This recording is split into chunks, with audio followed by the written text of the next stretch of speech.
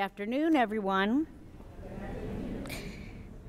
Welcome to the Columbus Metropolitan Club. Founded in 1976 by 13 visionary women leaders, CMC's mission is to connect people and ideas through community conversation. To carry out our mission, CMC explores public policy issues, current events, and lessons in leadership at forums like this one every week. From the beginning, CMC has welcomed everyone.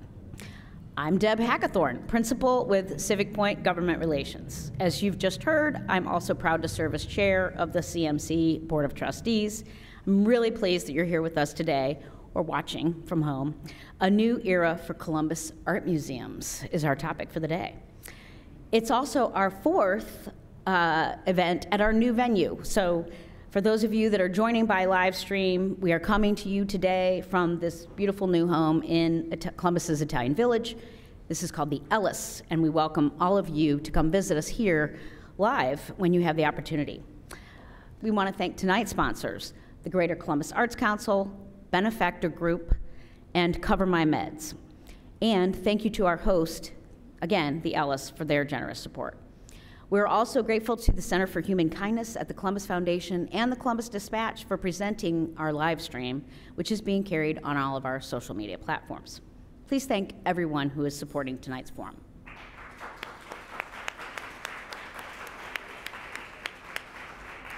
And on to the forum. The Columbus Museum of Art and the Wexner Center for the Arts are two giants on the Columbus art scene, as you know, and both have new leaders at the helm. Gaëtane Verna is the Wexner Center's new executive director, taking over the institution's leadership last November. Born in the Republic of Congo and a Quebecer since age 2, she is the person of color to lead the Wex, the first person of color to lead the Wex. Over on Broad Street, the 145-year-old Columbus Museum of Art welcomed its new leader, Brooke Minto, in May. Born in New York to Jamaican parents, Minto has worked to inspire people to engage with the arts in New Orleans, New York City, Miami, and Cape Town. She's also the first person of color to lead CMA.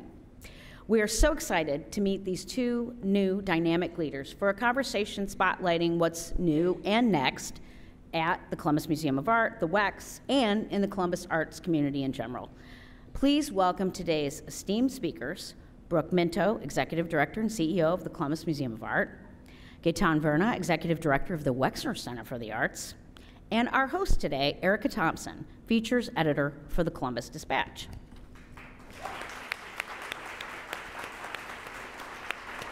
Again, you can read more about today's panelists by scanning the QR code on that screen, I hope, at some point. Erica, we look forward to today's conversation. Thank you. Thank you so much.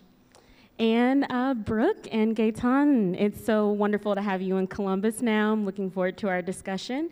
I'd like to start with your relationship with art. So what was the turning point in your life when you decided, okay, this is going to be my career? Okay, I'll start. Hi. Thank you for having us. It's actually really a delight to be here, and I'm glad to be doing this. After many conversations and preparation, this is really kind of a fun opportunity.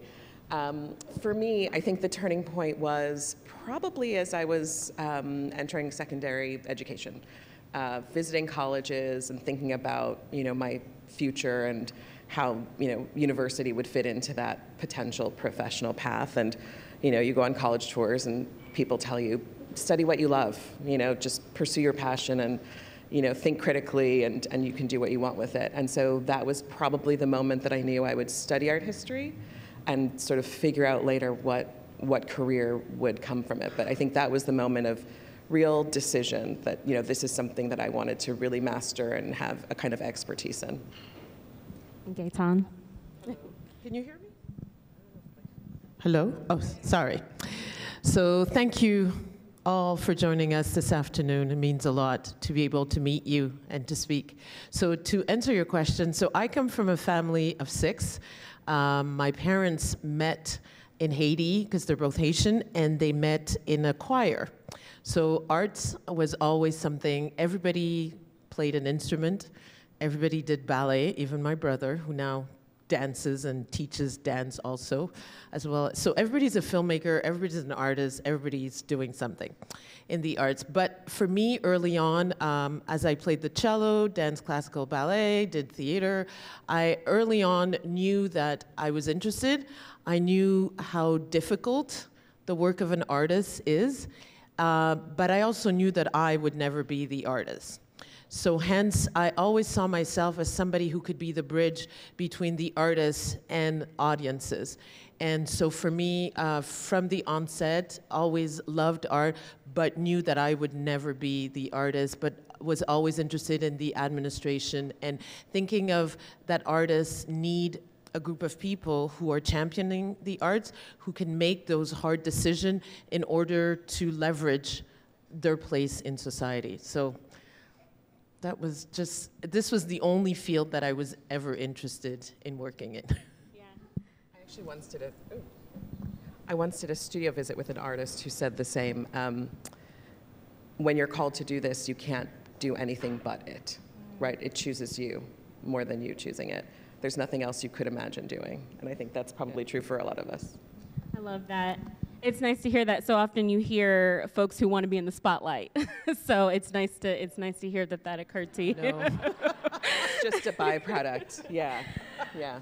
Yeah, so as new leaders at these Columbus arts institutions, you have the benefit of taking a fresh perspective of the Columbus art scene. I'm almost jealous of you. So let's start with your institutions, though. The Wex, the museum. What are your museums doing really well right now?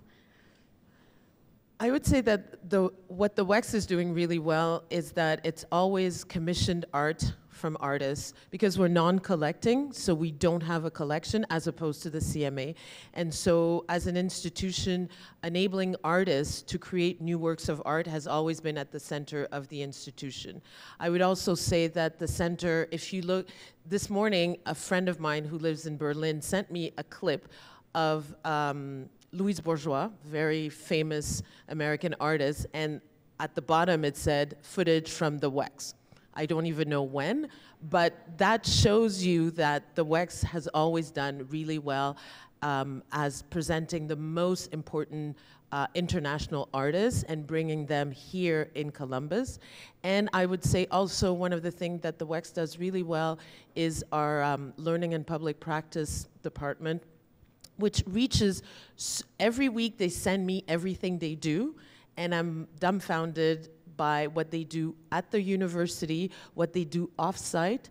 They have programs with vets. They do all this work for art and resilience, which is work that goes, you know, it's silent, it's one-on-one, it's not a big fanfare, it's about wellness. And I think these are the, you know, the two extremes of what the Wex does really well is really supporting artists and being in community, but sometimes in communities that people don't know that the Wex is there. Okay, we'll get into community a little later. I'm glad you brought that up. What about you? Oh, should we both answer both questions? Yes, please. Would you repeat the question? Sure. What is the Columbus Museum of Art doing really well right now?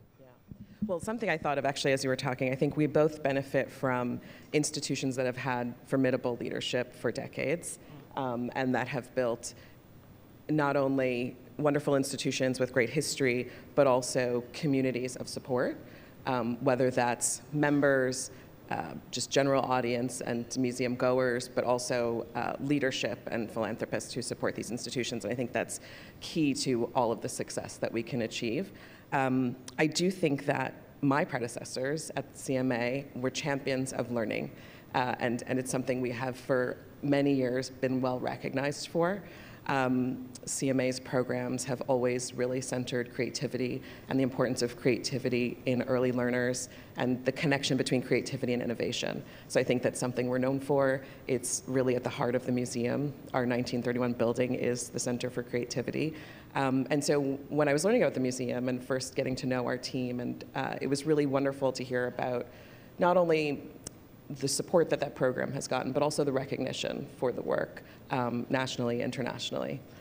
In addition to that, we do have a collection, which is really special, and it's something that we are able to expand because the museum has really generous endowments that have been built over the years for us to be able to expand that collection. And I think going forward, as we think about what's next for the collection and where do we need to fill in the gaps of art history, or where do we want to put emphasis on the work of living mid-career emerging artists, thinking about the fullness of Central Ohio, what the demographic of our population is, how it's changing and how it's evolving, is something that will really help us sort of guide the next acquisition, so that when the public comes in, when members come to the museum, they see themselves reflected in the collection on an ongoing basis. One thing I forgot to say is that the other thing the WEX does that people often forget is that we're really a multidisciplinary art center. So you have, in a sense, a non-collecting museum. You have a film and video studio that supports a lot of independent filmmakers, budding filmmakers, and has an extensive film and video program. Then you have a performing arts center also. So all of this under one roof is really one of the things that the WEX did early on. Like now when you look at every contemporary artist, they all do some form of film. But the WEX early on always had the film and video program. And I think that's also something that's really, really important. Excellent. So I'm going to go back to what you said about community. That really sparked my interest when you said you learned that the WEX was engaged with communities that you might not expect. Can you elaborate on that, and then also talk about whether or not you see gaps in terms of community engagement and how you plan to address that? So I would say that there's a lot of work that's being done within community centers, within specific communities, that are adapted to the needs of the people. So whether the team is working with new Americans, where there's a language barrier, those workshops also have people who speak those languages, so that the objective is not so much that we bring these people to the WEX, but that actually we go to them and that we develop programs that are of need or of use to them. There's a whole program of arts and resilience which works with different communities that suffer from different sorts of forms of trauma, and they bring them to the museum not just to experience the art, but to see themselves in how the work of the artist can resonate with them at their rhythm, at their pace, and not so much so that they say, oh, I saw this work, but how does this work impact my life on a daily basis? Or there's works that is being done with veteran communities, whether we're engaging them with dance performances of artists that are interested in a subject matter related to that. So those are all these, and things that are happening at the WEX, and things that are happening offsite, bringing K-12 students within the space of the Wexner Center. So I think these are, and again, I could not tell you all the areas where they go, but they are seeped and they weave their program throughout the region. And I think that that's really important. Do you want to add anything about future plans to continue that engagement or different ideas, especially, because both of your backgrounds are so fascinating and you have a global perspective that would be really interesting to see how you're going to apply to the Columbus art scene. So I just wanted to give you space to talk about any other community engagement efforts. I think that for me, like education and learning as a lifelong endeavor can be brought in so many areas. And so I think that, of course, I would want them to do more, but at the same time, we already do so much that I think it's better to grow in certain areas, but also let the program and let the communities, you have to go to communities, but you have to allow them to come to you. And you cannot expect that the moment you show up, everybody's going to go, yes, I was waiting for you, and please, I want to join you. So there's a lot about building trust and looking at learning and public practice as a long game. And how do we bring more people within our different areas? How do we program in ways that we reach out to communities in a timely fashion and that we build that trust? So I think that that's something that I'm really passionate about and that I was really happy to find already in place. And so I can just be the champion to expand that and to support these endeavors within our multidisciplinary areas as well as within the university, which is a big place of learning. Thank you so much. And Brooke, I'd love to hear your thoughts too on the museum and community engagement.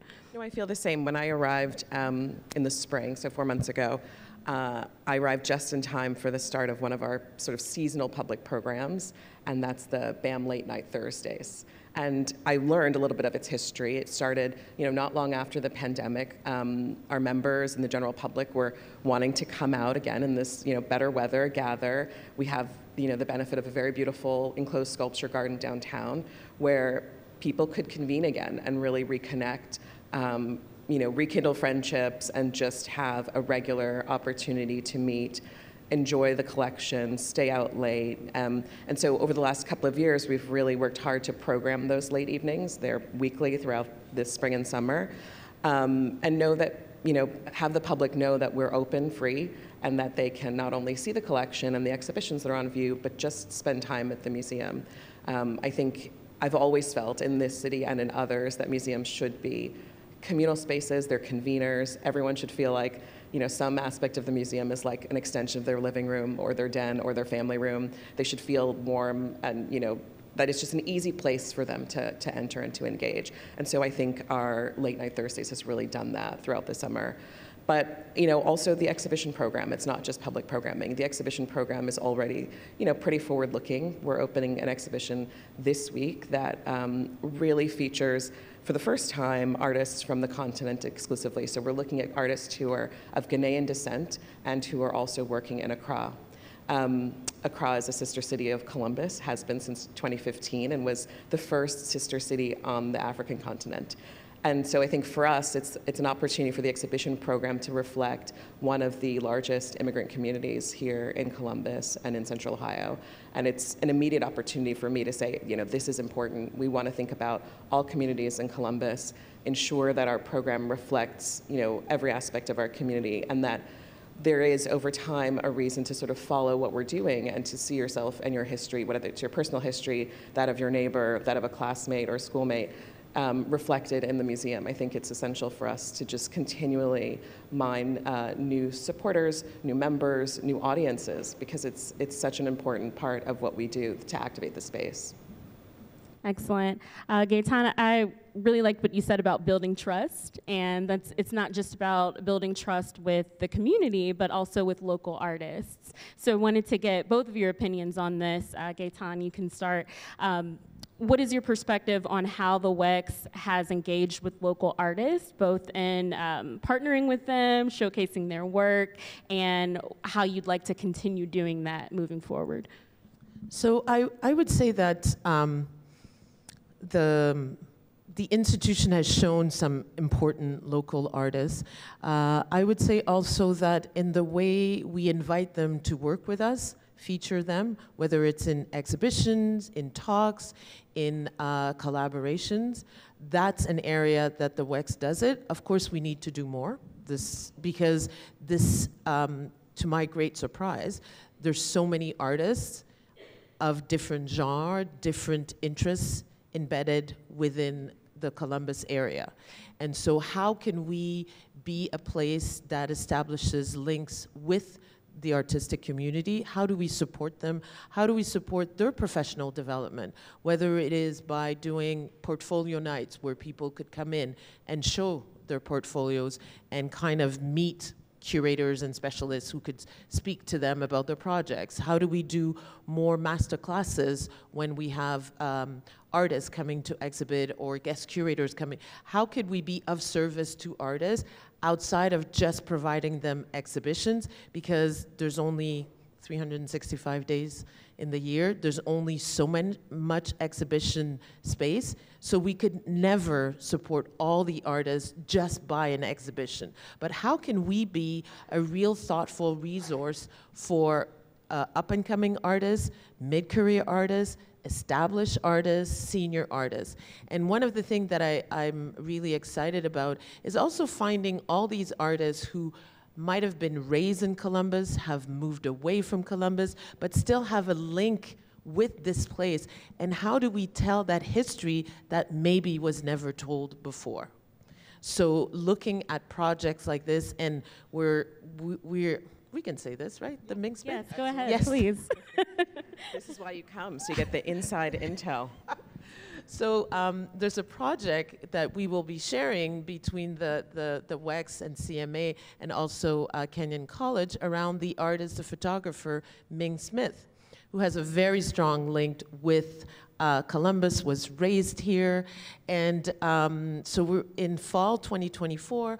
The WEX will have an exhibition of a series of her photograph, and she'll be creating new works because we commission new works. And then she'll also be presenting a series of works, a major series at the CMA. Those shows will be happening simultaneously within the same season. We want to do a series of talks. We also want to bring, every cities have like a gallery weekend or things like that, and we're all thinking, how can we bring the world to Columbus to show them that is a vibrant, arts community? And then by having the two of us together with Kenyon, working on one artist that has links with Columbus, that's how we plan to tell the history of Columbus arts practice, and maybe an artist that many who had a show at MoMA, who has a show that just closed in Houston, who had a show in Denver, and maybe many people in Columbus might not even know that Ming Smith has a deep, deep-rooted relationship with Columbus. So this is a way to also give back, and so that the artists that live in Columbus can see us thinking about, she's a senior artist, but you should see how it's touching for her, and it was important for her when she told us that she would have a substantial show at the CMA and that she could be at the WEX working with the dance faculty to do a new work. So this is, again, a way of giving back to artists and supporting artists. Her story is quite interesting, and for decades she made work consistently through the 70s, 80s, and 90s with some recognition, but not a lot. And in the last 10 years or so has had a lot of recognition by institutions, by collectors. There's been quite a lot of publications and scholarship. And so I think for an artist who's that established, to get that recognition in the city they grew up in, to be able to come home to an institution that she remembers going to as a child, going to with her parents, going with her grandparents, and to be able to show in that city is really profound. As Gaëtane mentioned, we also have the opportunity to show artists who are more emerging in mid-career. This spring, actually a couple months before Ming Smith, we'll do a solo show of Robin Williams, who's a painter who grew up here in Columbus. She grew up in Worthington. She's now based in New York and has a very substantial career and has shown all over the world. And we have the distinction of doing her first institutional show, her first institutional solo show, monographic publication. And I think for artists who grew up here, it's really a wonderful opportunity to get that recognition at home. People may not be aware that she had this life here and that she's gone off into the world and really had a nice career. And so to be able to bring her back and sort of reintroduce somebody to the city they grew up in is a very special thing. In addition to exhibitions, we also have long had a history of collecting artists from Columbus or associated with Columbus in the collection.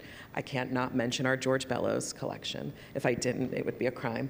So we have a wonderful collection that's goes back hundreds of years, and that's always been an emphasis and will continue to be. To look historically, but also to think about artists who have come from here, who have gone off to art school and made their life elsewhere, or continue to make work here. We're constantly tracking those artists, doing studio visits, and really looking at their work to see what might fit in the collection and where we might tell a story around their practice. Great. Those sound like really interesting projects coming up. I do want to continue to talk a little bit more about local artists, especially Black artists and artists of color. And it's probably no surprise to you, this happens all over the country, but a lot of local Black artists have divested from arts institutions in Columbus for a number of reasons. So I'd just love to get your perspective on how you navigate that, how you try to build those relationships a little bit more. Well, again, building trust, extending a hand, opening the door, going to meet people where they are for no reason but just showing up. I've gone to certain galleries and they're like, you're here. And I'm like, yeah, nice to meet you. To me, that's really important. Engaging in true conversation, understanding what is their expectation, what do they ask of us as an institution to do better, and not just pay lip service, but take action and be part of the conversation. It's never speaking to them as or just being performative, but what are their long-term needs, and how could we be supportive of that? And then once you have an honest conversation, then you figure out what is it that we can do now? What could we plan for the future? What kind of, mentorship or support, or some of them might say, we're really not interested in being in your space. Then it's my job to go to their space and to be part of that community. So it's really, it's writing that story together and not thinking that the institution is the only space where these artists want to be part, because if you go for years and years of being excluded, it might take you a little time before you come in. But I think also making sure that when we bring other artists of color from around the world, or curators, that we make sure that we also introduce them to the community, and that they have time with the community, that the community can talk to them or engage with them, break bread together, exchange. And so then after, over time, you build relationships with people. But again, it's a long game. It's not an immediate solution. And it's also understanding what was the story before. How can we change that narrative or continue to work together? Brooke, I'd love to hear your perspective on this as well. It's an interesting question, one I've been thinking about lately. I've just landed really in Columbus, so I'm still trying to understand what the relationship of the museum has been to artists of color. And it's a question I've asked myself, and I know many of you have probably heard that next week we'll convene around the Big Table, an initiative supported by the Columbus Foundation, and that's exactly the question I'm asking around the table.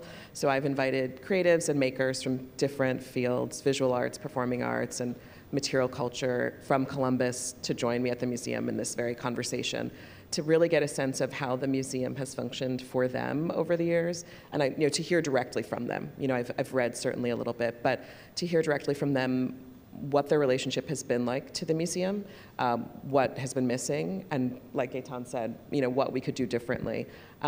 So I thought, I really need to hear it directly myself, and so I'm hoping that conversation will be really fruitful. That said, like I mentioned, the exhibition program will continue to reflect more and more artists of color that I think will be important to audiences here in Columbus and that will resonate with the community here. We always, when we work with living artists, invite them in to give talks, as I think it's important for artists who are living here to hear from their peers globally. We have artists who are coming in for the Accra show who will speak as part of the exhibition. They'll speak in conversation with writers and other folks who are in their space, if they're literary critics or photo critics, so that there can be this dialogue between the creatives who are living here and those that we're bringing into the exhibition space, and really kind of create some rich interaction. And I hope that's something that the museum can uniquely contribute for years to come, and that will provide tremendous value to the art community here. And if we haven't had those communities historically, that we can continue to build those relationships through our programming. Thank you for answering that. Okay, so in a moment, we are going to go to questions from the audience, both in person. If you have a question here, go ahead and make your way over to the mic in the back. And then those of you who are watching on the live stream, please place your questions in the chat. So before we go to that segment, I will ask one last question. This flew by. I have a whole stack here. I knew I was not going to get through this. So I'll just ask this.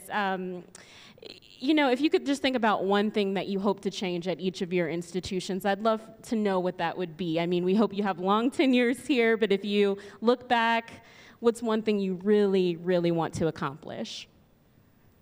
Well, I don't know about change, but certainly I have the opportunity to define. So I landed at the really wonderful time at the museum where we're just a few years out from completing a major expansion. The museum already had beautiful architecture and now, as of 2016, a really wonderful expanded space to present works of art, to present exhibitions, to do programming. A beautiful facility that was very purposefully built for programming. Something that I'm looking forward to over the next 2 years is to build up the team that will program that space. You know, along with my predecessor, we had a lot of retirements in our curatorial department. So as a new leader, it's really a wonderful opportunity to be able to sort of think very big around, you know, who will be the curators, who will be the voice of our programming and of our collection over the years to come. And so that's something I'm really looking forward to, recruiting a great new chief curator to come and help us define our program, curator of contemporary art, a curator of photography. And we have all of these opportunities here at the museum because we have such a rich and deep collection. And it's a great thing as a new leader to be able to bring a team together and bring them into conversation with the staff that has been propelling the museum for so many years. You know, we're very fortunate that many of the CMA staff have long tenures at the institution and a lot of institutional history and knowledge to bring into conversation with new leadership. So for me, that's a tremendous opportunity. It's really like a gift to be able to like build my own team. Thank you so much. And Gaëtane? So I want, you know, what attracted me to the WEX was really the multidisciplinarity nature of the institution and this ability to commission works of art. I really hope, for all artists, what they need is an audience to look at their work, to engage with their work. So I really hope, that's my dream and aspiration. I'm all about community and creating, you know, a sense of belonging and that people see themselves in the WEX and also see themselves in the WEX whether they come to the WEX or they don't come to the WEX. So that it's like this is a place that's for you, that has greater access, that you can come and see the work we do, you can engage with it, because artists, whichever field they are, if there's an empty room, this is not why artists show their work.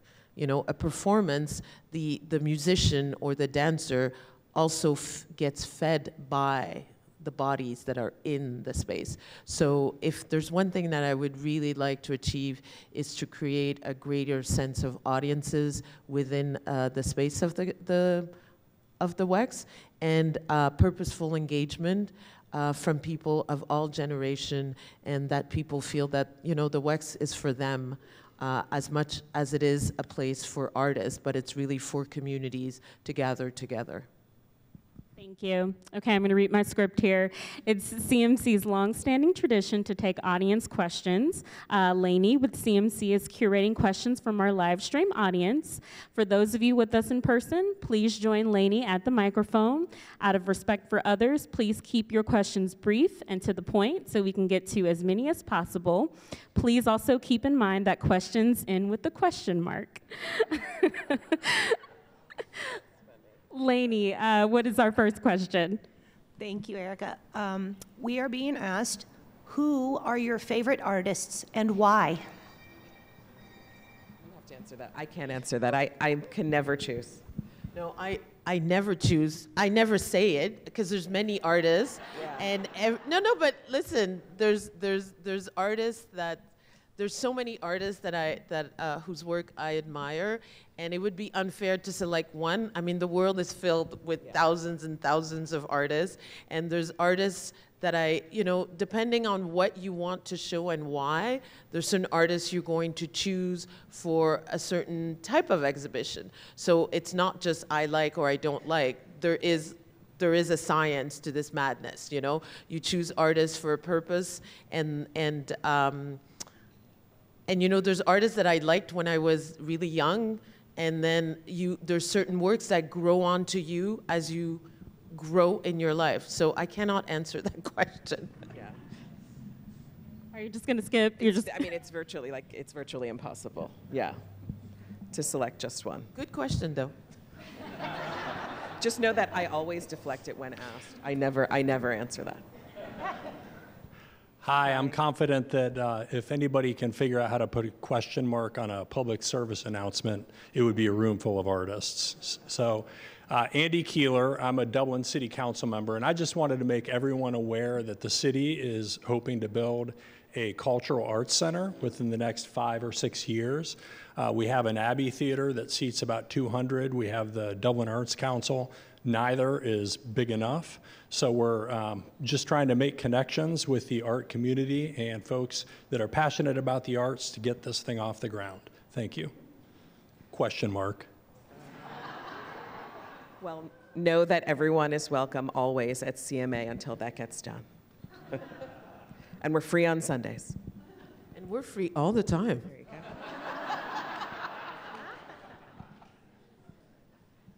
You guys are just shooting right through this. Okay, the next question is, many Columbus developers seem very interested in having art in public places, incorporating them into their developments. Are there ways that your institutions might encourage more of this? I love to work with developers on such projects. I've done this in my past life. But one of the things that I'd like to bring at the Wex is really to use the plaza in front of the Wexner Center to every year have a work of public art placed there for about 10 to 11 months. So, and invite different artists to create these works. And one of my secret wish is to also partner with different organizations in the city in order for there to be a work at the Wex and a work off-site of the Wex, so that it's the Wex at the Wex and the Wex outside of the Wex. And public art is a great way to engage people with sculpture, and without having to push them to cross the threshold of the institution. That can be, for many people, very scary. So putting art in the public space is something that I'm a huge fan of. So happy to work with local developers in being a thought partner about, artists, the many artists that I love that could fit within their projects. So there's a lot of those. The same. I'm completely intrigued and encouraged by all of the public art conversations that are happening around Columbus. When I landed in May, it was just prior to the inauguration and sort of unveiling, so to speak, of Janet Eckelman at Gay and High. And it's such a fantastic project, and one that I'm keen to see kind of encouraging more conversation around public art in the city. We are also very fortunate at the museum that work has been gifted to the collection, so we will continue to be stewards of it for years to come. I know people are very curious about its process. It will come down every year and go in the winter and go back up in the spring. And I think just understanding what it takes to steward a work of art is a kind of fascinating process for the public. And as we continue to commission more and more work, I know we're doing a lot of studies and research into that here in town. I think these are the kinds of conversations that are really rich to have with the community, because with works like this, it's really everyone's responsibility to care for them, to look after them, and also to think about, what works best in this community, what works of art create dynamic conversations and are inspiring and enriching in what places. So I was totally excited by the public art conversations that were going on when I landed in the spring, and that continue to go on. I'm really excited about it. Thank you, everyone, for the conversation. My name is Taisha Radford Shorts. I am a writer here in Columbus.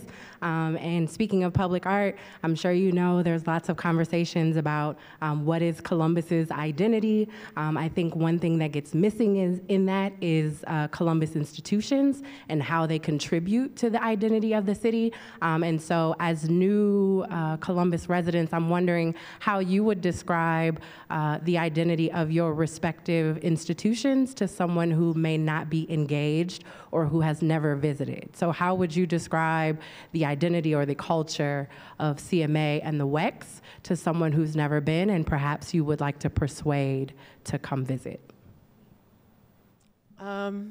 We've been thinking around the table, the team at the WEX, about what is our identity.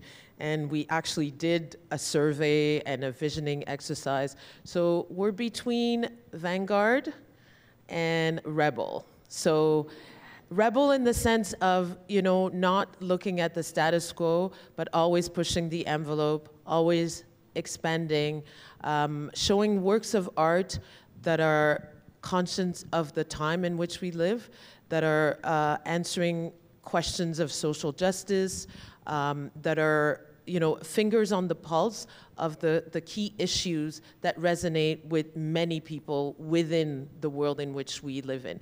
And the beauty of this for us is because we work with living artists, and living artists are reacting to the world around them. So I would say that that's a big element. I would say that when you come to the WEX, you're always going to be engaged with a subject matter. Sometimes I feel, but it's warranted. We need to think about the present. The present is urgent. The present requires from all of us to be thoughtful, to be compassionate, but I also want us to have joy at the same time. So we talk about issues. We present, beautiful lyrical art, but at the same time, we want to be vibrant. And the rebellious part is that you're always pushing against the grain and taking the leadership from the artists with whom we work to present what's the most urgent questions that affect all of us all the time. So that's how I would describe the WEX. I mean, I hope I'm giving it, that's my vision of the WEX, and the one that I think I share with all my colleagues at the WEX, this notion of wanting to be this bridge between the work of artists and communities. That's a lot. This is such an interesting question because I think that we are in a really dynamic moment of transformation and change at CMA. I think it has always been Columbus's museum, and that's clear from its leadership, the way it's grown over the years. But I think when you think specifically about our program, that's something that we are really poised right now to sort of redefine. When I think about the year ahead for us, it's something that we can all work to redefine in the coming months and years. And that's a really exciting prospect. It's a moment of definition and self-realization in a new way. And that's really exciting for me, and I hope for our whole team, especially as that team grows and evolves. It will always be an institution that exists in the public trust. The collection is for this community, and that will never change. But I think, as a brand, that's something that, we are embarking on redefining as we speak. One thing I wanted to add that I always keep forgetting is that, and I don't know if everybody knows here, but, I've lived in Paris. I have friends all over the world, and they know the WEX. They follow what the WEX has been doing for years and years. And so whether I'm in Berlin or Sao Paulo, they know the WEX. So that, I'm not sure everybody understands what that means in terms of how the WEX has supported the careers of artists that they have shown, and how whether it's in film, whether it is in performing arts, whether it is in visual arts, which is a big part of it also, the number of artists that I meet and that either dream of showing at the WEX or have have had a show at the Wex, and their ability to do a residency and produce new works has been something that has brought them to the next level. And we could say from people doing films and then winning Academy Awards to artists having a show and then later on becoming, you know, one of those really well-established artists who then exhibit at the Venice Biennale. So that's what the Wex has brought in and is also at the same time, and not knowing if everybody understands the importance of the role of that institution, you know, on the world stage, and maybe our job is to tell that story in a better way and to connect it with the people of this community. So online viewers, Peter McRae and Nan Nanny, both asked questions related to this. Innovation is a key in the arts world. Can you share any exciting technological or digital initiatives that you are exploring to enhance the visitor experience or beyond the physical walls of your institutions? Nan asked about online programs, and Peter asked about your embrace of AI. Ooh. Well, short answer, not enough yet. However, we are seeking grant funding to do all of the above. That's as candid as it gets. Yeah, on the verge of all of these things. Yeah. I think, you know, during the pandemic, when all museums were closed to the public, every institution, both of ours included, were pushed to do quite a lot of digital programming and programming online and connecting with members and all of our stakeholders through kind of virtual events. We've continued to, you know, record all of our programming and make it available on all of our social channels because we don't want to lose digital audiences. I know that was a theme we heard earlier. So we continue to do all of that work. But in terms of really kind of like pushing the envelope in terms of technology, I think those are all things that we're researching right now and seeking support for going into the future. But, you know, they're all topics that are top of mind. Right now, we're featuring an artist in an exhibition at our space in the Short North at the Pizzuti, whose medium is computational craft. She collapses in her work indigenous weaving and AI and machine learning. And so, you know, part of what fascinated us about her work, and this is a show we did in collaboration with colleagues of ours at OSU in the History of Art Department, was the way in which she combined tradition and the future. And we were really interested in that practice. So it's on our minds, and it's something that we are definitely thinking about how we incorporate that into our public programming and into our learning programs over the long term. I mean, I don't have much to add except the fact that we also continue to record, to stream live, because, you know, many communities living with disabilities, you know, family saw themselves, you know, connected to institution. And, you know, once everybody is back to normal, whatever that normal is, we should not stop doing that work. It requires an investment of time and resources, but it is a worthwhile investment to continue. Yeah. And when it comes to AI, I really still don't understand what it's all about.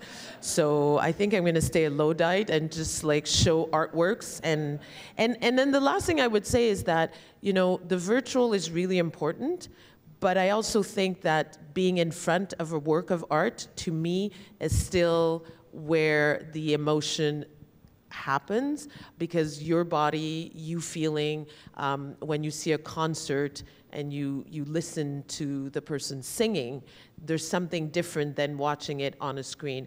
And I'm not dismissing the need to stream things, because that solves problems for many people who don't have time, who can't move, so many different reasons. But there is still, for me, the joy of being in front of a work of art and engaging fully, body and soul, with the work of art in front of us.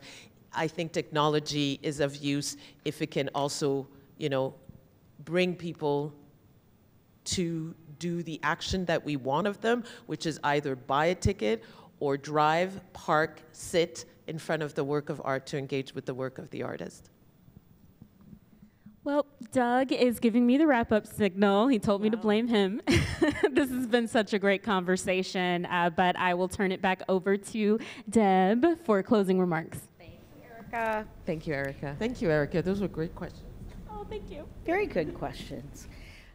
Well, thank you all very much. I hope that you learned something new today, that you're inspired to maybe visit one of these institutions or both in the near future, and that you're excited about this new collaboration that they shared with us today. I know I am, and I will look forward to that.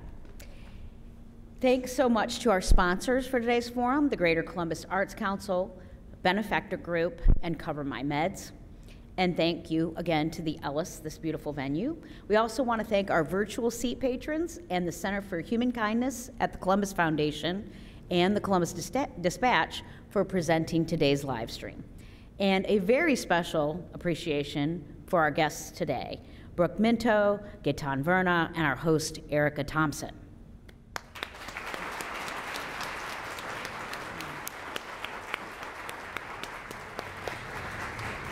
Please make plans now to attend next week's luncheon forum, Gen Z Girls Lead the Way, right here at the Ellis.